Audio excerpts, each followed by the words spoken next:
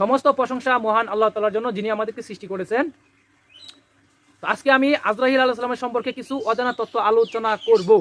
তো আজরাইল আলাইহিস সালামের বসবাস চতুর্থ আসমানে আজরাইলের একটি নূরের টেবিল আছে এবং নূরের টেবিলের উপর একটি বিশাল ডায়েরি কিতাব রয়েছে। তো আমাদের প্রিয় নবী রাসূলুল্লাহ সাল্লাল্লাহু আলাইহি ওয়াসাল্লাম মেরাজে ভ্রমণ করার সময় চতুর্থ আসমানে আজরাইল আলাইহিস সালামের সাথে সাক্ষাৎ হয়ে গেল। আল্লাহ রাসূল বললেন, হে ভাই জিবরাইল, ইনি কে? জিবরাইল আলাইহিস সালাম বলল, হে আল্লাহ রাসূল, ইনি হলেন আজরাইল আলাইহিস সালাম। তারপর আল্লাহ রাসূল আজরাইল আলাইহিস সালামকে সালাম দিলেন। তো সালামের কোনো উত্তর দিলেন না আজরাইল। আল্লাহর পক্ষ থেকে জবাব আসলো যে, হে আজরাইল, আমার হাবিবের সালামের উত্তর নাই দিয়ে তুমি ভয়ঙ্কর বেয়াদবি করছো। ওই মুহূর্তে আজরাইল আলাইহিস সালামের হুঁশ ফিরে আসলো।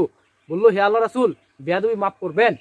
আমি এতই ব্যস্ত, পৃথিবীর যত মানুষ রয়েছে, পশু পক্ষী রয়েছে, জিন ইনসান রয়েছে, সমস্ত মৃত্যুর অর্পণ দায়িত্ব আল্লাহ রাব্বুল আলামিন আমার উপর দিয়েছে। আমি এতই ব্যস্ত, আমাকে সৃষ্টি করার পর থেকে আমি এক সেকেন্ড কথা বলার সময় পাইনি।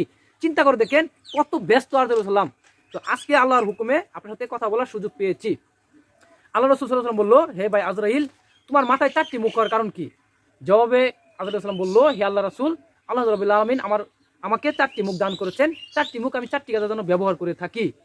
তো আল্লাহ রাসূল বললো, তোমার ডান দিকের এই মুখটি হওয়ার কারণ কি? জবাবে আজরাইল বললো, হে আল্লাহ রাসূল, ডান দিকের মুখটি আল্লাহর নূর দ্বারা সৃষ্টি। এই মুখ দিকে আমি মুমিনদের জান কবজ করি। বললো, তোমার বাম দিকে এই মুখটি হওয়ার কারণ কি?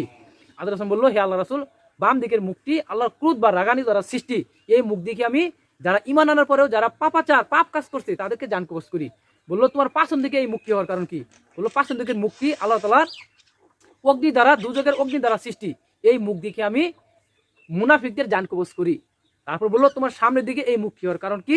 আজরাইল সালাম বললো, হে আল্লাহ রাসূল, সামনের মুখটি আল্লাহ তাআলার গজব দ্বারা সৃষ্টি। এই মুখ দিকে আমি যারা কাফের মুশরিক বেঈমান ছিল তাদেরকে আমি জান কবজ করে থাকি। তো চিন্তা করে দেখেন আজরাইল সালামের 4টি মুখ, কি ভয়ঙ্কর অবস্থা। চিন্তা করে দেখেন, আমরা যদি ঈমান নিয়ে কবরে না যেতে পারি আমাদের কি অবস্থা হবে একবার চিন্তা করে দেখেন। ওহে ভাইয়েরা, অবশ্যই আমরা ঈমান নিয়ে কবরে যাব এবং আল্লাহ তাআলার হুকুমের ভিতর থাকবো, রাসূলের সুন্নাতগুলো বেশি ভালোবাসবো। আসসালামু আলাইকুম ওয়া রাহমাতুল্লাহি ওয়া বারাকাতুহু।